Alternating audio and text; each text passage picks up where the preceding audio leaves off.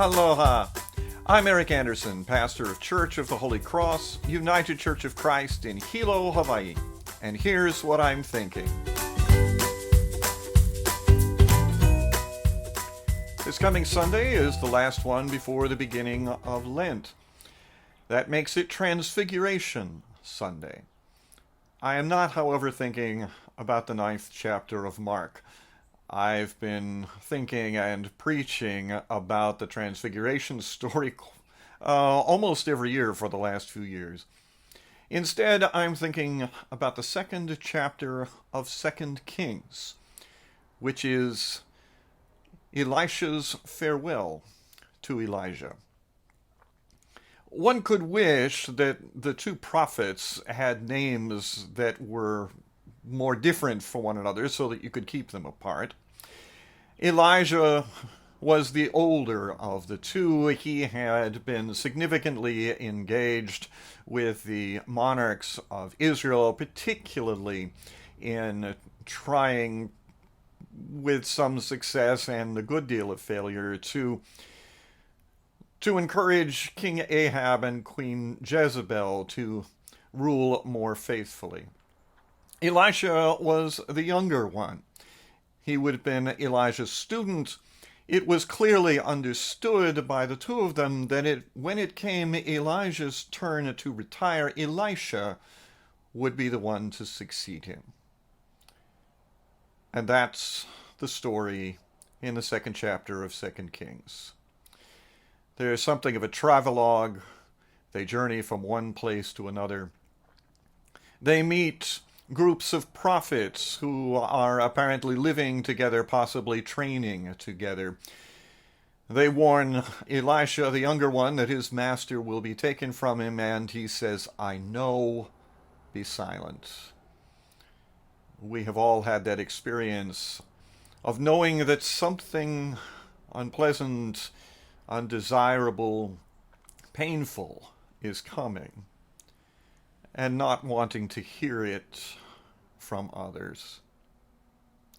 They crossed the Jordan River in another instance of the river becoming dry for long enough to cross.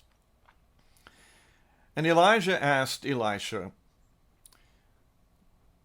what he would like to receive from him.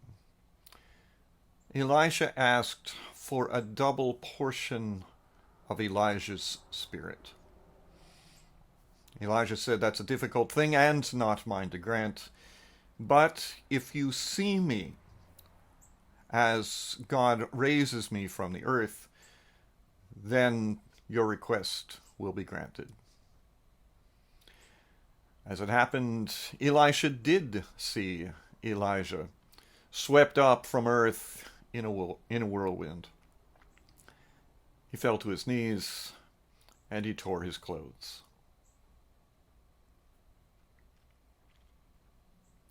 We are, each one of us, successors to the previous prophets. We are heirs of the message. We are its bearers in our own time. And we are those who will equip another generation, or more than one generation, to bring it to yet more people after we are gone. I think Elisha's request for a double portion of the Spirit, oh my goodness, imagine if each of us had done that generation after generation after generation. What would the world be like if we could dedicate ourselves to the Spirit of God as Elijah did and as Elisha did? But also on that very human side, even as Elisha must have rejoiced to know that he had received that double portion of the Spirit, he still fell to his knees and tore his clothes because his mentor, teacher, and friend was gone. And even with his double portion of the Spirit, he was in grief. None of that changes.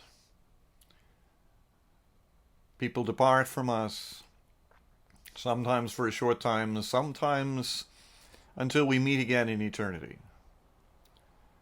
And we do grieve. That's what I'm thinking.